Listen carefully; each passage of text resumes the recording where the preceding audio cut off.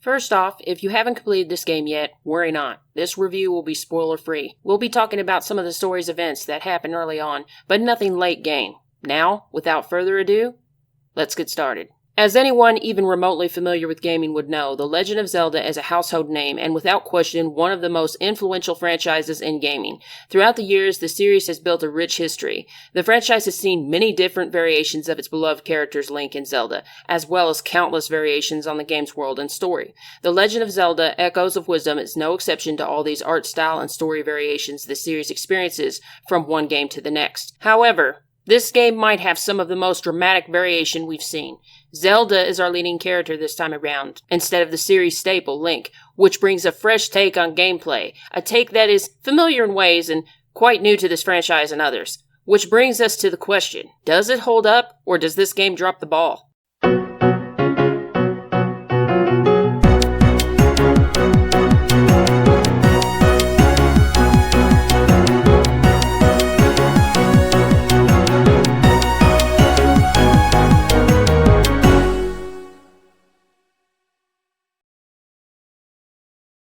Now, in order to talk about this game's gameplay and whatnot, it's a good idea to touch on the story a little bit first. The game opens with Zelda being captured by Ganon and Link coming to her rescue. Now, you might hear us talk about how different this game's gameplay is and get surprised by the beginning of the game because of how similar it is to other Zelda games. But Link's section is very short-lived. After a brief and familiar segment as Link, which is actually really fun, you'll be playing the game from the role of Princess Zelda in no time. Your first mission, however, is rescuing Zelda. Although Link succeeds in freeing Zelda, he also gets swallowed up by a rift in the process. These rifts serve as entrances to the cleverly named Steel World. The Steel World is just another dimension that sits on the other side of the rifts that are now found throughout Hyrule.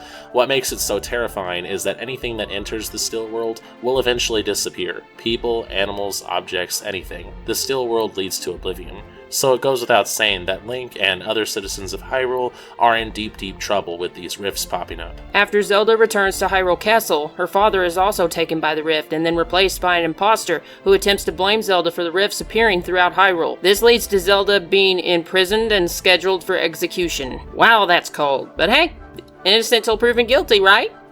Right? While in prison, Zelda meets a spear-shaped fairy named Tri. Tri's one and only purpose in life is to stop the rifts throughout Hyrule, and so Tri gives Zelda the Tri-Rod, which gives her the ability to create echoes. With her newfound ability, Zelda escapes her imprisonment. Throughout the game, you'll be going to different locations throughout Hyrule and mending rifts. With the help of Tri, Zelda can now move freely within the Steel World, the source of the rifts. Zelda, in short order, must save those who have been taken by the rifts. Now, the Link you're used to playing as is a sword fighter who also carries arrows and bombs around. Quite the explosive guy at times. But Zelda takes a completely different approach to gameplay. Her gameplay is more similar to Pokemon, as odd as that sounds. This is because of the echoes, which are basically copies of enemies you've defeated in the game. Once you defeat said enemies, you learn how to make echoes of them, which are copies of those same enemies that now fight alongside you. Think of them as bodyguards for Zelda. The amount of echoes Zelda can make at one time varies based on the requirements of each echo. Larger and more powerful echoes will require more energy from Tri. The amount of energy available to you is measured by the number of triangles that make up Tri's tail. This number will increase as you progress throughout the game, and at the same time, the energy requirement for most echoes will decrease throughout the game, meaning that you'll be able to do more and more with your echoes as the game progresses. If you're thinking that selection might be limited when it comes to echoes, fear not, because there are a lot of echoes in this game. The number is actually pretty impressive. You get everything from small animals to giant monsters, lifeless objects, and everything in between. Unlike Link, Zelda doesn't normally have combat abilities of her own. In fact, in order to defeat your first enemy to acquire your first echo, you have to throw a rock at it. I guess she does have some upper body strength after all. With that being said, Zelda's arsenal of echoes only grows. And if you're making sure to collect every echo you see on the field, you should eventually have an echo for just about any situation. Echoes are useful not only for fighting, but also puzzle solving. The puzzle solving in this game will get your wheels turning. The game often requires you to use your echo strategically to get from point A to point B. The echo of the worn out bed, in my opinion, was a good option. Beds can be used as healing items. As Zelda sleeps, she can regain her HP or hearts.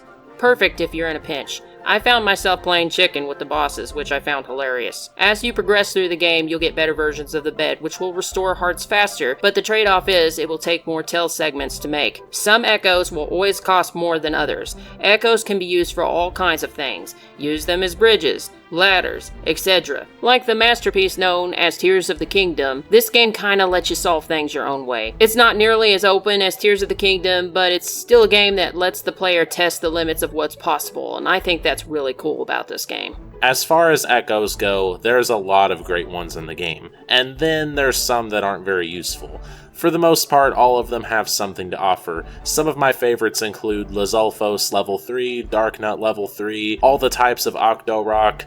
I mean, seriously, if you get those Octo Rocks in a group, they're great. They can do some real damage. And there's many, many more that I haven't even mentioned. Now, you might be wondering if echoes are the only way Zelda can engage in this game's combat, and the answer is no. Zelda also has something called Sword Fighter form. This form is discovered after Zelda fights an imposter of Link and picks up the sword he leaves behind. It's all blue, but honestly, it looks really cool. While in Sword Fighter form, Zelda becomes a lot more like Link, a master sword fighter. This kind of reminds me of that recent Princess Peach game, where Peach also had a sword fighter form. I'm not sure if that's by coincidence or not, but it's cool nonetheless. After fighting other Link clones, arrows and bombs are also added to Zelda's sword fighter form, making it a formidable addition to Zelda's arsenal. Oh, and a pretty memorable theme plays while you're in sword fighter form as well. Now, this form comes with a gauge that determines how long you can stay in the form before reverting back to normal Zelda. This gauge might make you think that sword fighter form would be scarce since energy pieces for this gauge are only found in the Steel World, but the form is actually frequently accessible due to the fact that those little energy pieces you find in the Steel World are not the only way to restore the gauge. You can also refill this gauge by using smoothies. Yep, you heard that right. Yes. Delicious smoothies. Remember how Link is a master chef? Well, apparently Zelda is a juice maker? With smoothies, Zelda can do all sorts of stuff. She can make herself resistant to fire or ice, restore her hearts, and much more. If you didn't think smoothies were awesome enough already, smoothies basically do everything that food you make from recipes in games like Tears of the Kingdom would do. As previously stated, smoothies can also restore the sword fighter form gauge, which makes them very useful in a variety of combat situations. Most of the common bruisers in this game would find themselves having a really hard time standing up to Zelda's swordplay, ending in a quick victory for our heroine. Of course, there is exceptions to that rule. Some bosses are super hard to hit with the form, and some shielded enemies can be difficult to fight. That's where echoes come in. Personally, I like anything aggressive with sharp teeth or a cool weapon.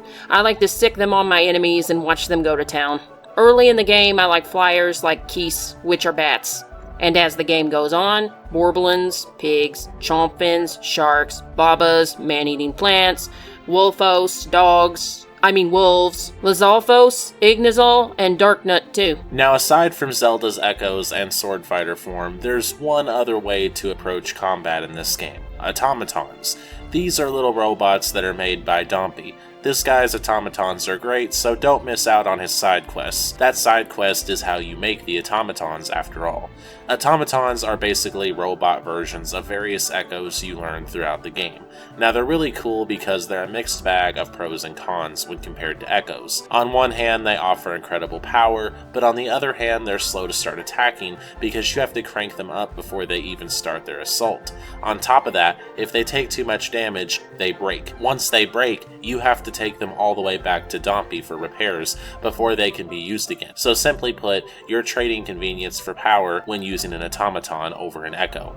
Automatons are still worth playing with though, because when used right, they can really clean up. I actually finished the whole game without unlocking any of the automatons at first, but I kinda wish I hadn't done that, because after going back and getting them, I can see how fun they really are to use, and some of them are super epic looking, like Gizmo. I mean, come on, just look at Gizmo. You know, the biggest disappointment when it comes to automatons is that there's only 6 of them. I kind of wish there was a lot more of them, because they're just so cool and fun to use. The automatons are interesting. Being enhanced versions of their biological counterparts, it's somewhat disappointing that there couldn't be more of them, but I understand why. One of the biggest reasons being that automatons are recreations with special perks. One can only give out so many perks, and after that, the rest is just repeated concept. And while I like it, we would come to a point where it would be moot. It's fun while it lasts. The game in itself is not very difficult. In fact, combat was very easy to get through. There's a few things that might catch you off guard here and there that lead to a blunder or two, but for the most part, it's an easygoing game when it comes to combat. Game overs were a rare occasion, and when it did happen, it was usually results of being unprepared or exhausting my items on a boss. It's also how you fight. Just keep your wits about you, stockpile smoothies, and keep learning echoes from every enemy you vanquish. Do that, and you'll be just fine. I think the mix of combat this game has is satisfying for what it is, even if it is a little too easy for some people. After all, I wouldn't say combat is exactly one of the main attractions in this game. To me, the main attractions are the exploration, the monster collecting, the side quests, and of course the overall story. The combat is fine, but I wouldn't really say it has anything to do with why the game is good. It's more of a neutral aspect, although collecting echoes can be pretty thrilling. Now, if you were let down by how easy the game's combat is, you might really enjoy the challenge some of the dungeons provide. The difficulty level isn't too insane or anything. In fact, it's really not even as challenging as Tears of the Kingdom's dungeons were, but it's definitely harder than the game's combat, and it genuinely made me think in some sections. I never went too long without figuring it out, but there were definitely times I sat there for a few minutes thinking, how do I solve this? How do I get past this puzzle? And then felt just a little satisfaction upon actually solving it. And I mean, when we keep hearing that iconic puzzle jingle every time we solve a puzzle, it's hard not to grin, right? That jingle is just great. In my opinion, Farron Temple is easily one of the best dungeons in the game. It's just filled with fantastically designed puzzles, and by far has the most head scratchers. In my humble opinion, that is. Puzzle solving was not very difficult, at least not for me. There were times when I did get stuck, but it wasn't for very long as far as play sessions go. I'll just say it right out. This game's exploration pales in comparison to that of Breath of the Wild or Tears of the Kingdom. If you were expecting something on that level, you'll likely be disappointed. I get that this game is clearly meant to recreate the style of older Zelda games, which is actually kind of weird since members of the Zelda team said they didn't understand why anyone would want to go back to that fairly recently, actually. But it's hard to not feel limited by this style once you've experienced things like Tears of the Kingdom that are just so much more massive in almost every aspect. It's okay in its own way, and those who prefer the retro style will likely enjoy the game's exploration. But the map is fairly small, and you won't find many interesting things in it aside from the main story and side quests. Some of the main story locations like Elden Volcano, Hebra Mountains, Gerudo Desert, and others are definitely pleasant and have their own interesting characters that add to the game. Condi is a character that I think most of us will definitely like, with his friendly and innocent personality, along with other characters like Drad, Chief of the River Zora, and Kushara, Chief of the Sea Zora. These two are interesting because they constantly seem to argue with each other, but underneath it all, they're just so alike, and even though they don't know it, the two of them make a great team. The game's world has enough interesting characters like that to help the world feel jam-packed, even if the map is rather small and underwhelming compared to some of its predecessors. And Zelda herself is definitely the shining star of this version of Hyrule. I think it's a well-deserved role for Zelda. She has many good qualities to her character. Selfless, brave, and kind. Why wouldn't her creator want to explore and expand upon Zelda's role? Having that said, my favorite version of her to date is Tears of the Kingdom. That could change someday. Now, moving on to the graphical side of things, this game is obviously not attempting to push any boundaries. In fact, as far as graphics go, this game could probably pass for a remaster of a Wii game. Nothing about it is graphically impressive. That being said, I won't knock off any points for that for a couple of reasons. One, we all know Nintendo hasn't tried to push boundaries with graphics since the GameCube, so that shouldn't come as a surprise by now. And two, this game has a certain style that it's clearly trying to pull off. This game is clearly a love letter to some of the older titles in the series, and I think it's pretty clear that graphics are meant to reflect that, and for what they are, they accomplish their goal pretty well. The only question here is preference. If you like retro-inspired graphics, then you'll likely enjoy this game's art style quite a bit, but otherwise, there's not really anything noteworthy about the graphics. I will say, in a time when the gaming industry is continuously inflating at an unhealthy rate, largely due to the expectation of constantly pushing graphics to their absolute limits, it's actually a good thing Nintendo is willing to focus more on the other aspects of what makes games good. After all, most of Nintendo's franchises do just fine with a cartoony art style that doesn't really need boundary-pushing graphics. Don't get me wrong, I love boundary-pushing graphics in some games, but it's also good to have games that focus on other aspects of what makes games good. It takes all kinds. It should also be noted that most of the smoothies in this game look absolutely delicious. Random, I know, but I had to say it. Graphics are not the highest thing on my list. I expect a certain level of quality, but after that it all comes to taste. Longevity is also important. There's a multitude of directions you can go with cartoony art style. Realism? Not so much. Think about that the next time you see a person back on cartoons. I would say they're not a Zelda fan, probably, I think. I also wanted to talk about some of the side quests and minigames because some of them are pretty substantial. Of course, the automatons we mentioned earlier are found entirely from a side quest, but there's also some other really cool stuff you can encounter. The Slumber Dojo is a place where Zelda can take on a bunch of fighting challenges that allow her to get special items in return. Most of them aren't very difficult, but they are fun nonetheless, and these do tie into other side quests like the automaton one. Gerudo Desert's Mango Rush is another simple but fun and fast-paced minigame. Plus, these mangoes look delicious, just saying. Both the mangoes and the smoothies. Wow. Flag races are a blast at Hyrule Ranch, probably the most challenging out of all the minigames. The horses can be difficult to deal with, just like in real life.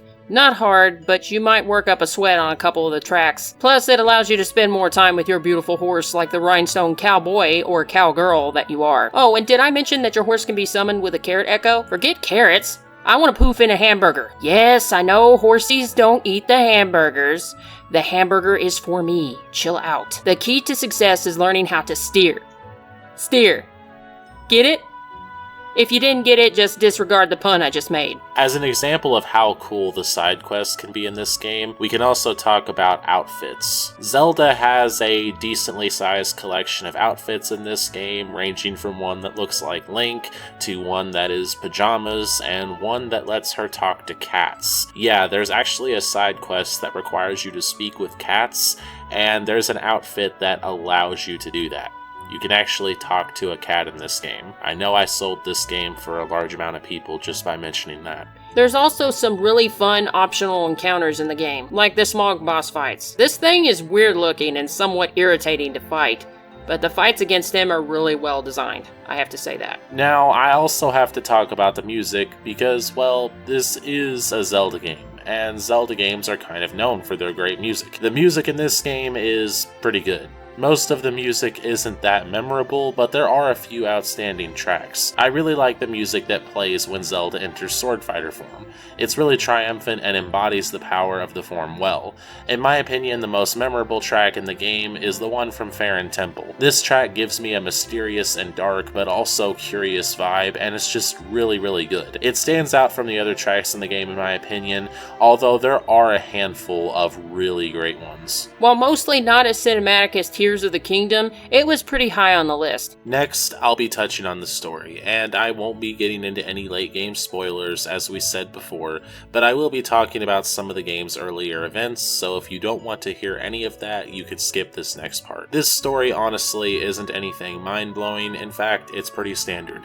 Zelda gets captured, Link frees her, but gets caught in a rift himself. Zelda meets Tri, who has the power to help her clear up the rifts and save Link along with the other people lost to the rifts, and that's basically the setup of the story. Zelda has always been the namesake of the franchise, and so it's cool we get her as a protagonist this time around after all these years, but beyond that, I wouldn't say the story is all that memorable. It's not bad, but it's just kind of a standard hero story. I will say there was a really emotional moment around the end of the game. I can't talk about it because it'd be a major spoiler, but it's there, and if you finish the game, you probably know what I'm talking about. So there's definitely enjoyment in the story, but it's not the most memorable story out there. It's good, but it's not legendary. I have been a gamer for a long time. I am also an artist. Since I was a little girl, I have engrossed myself in books, movies, and music.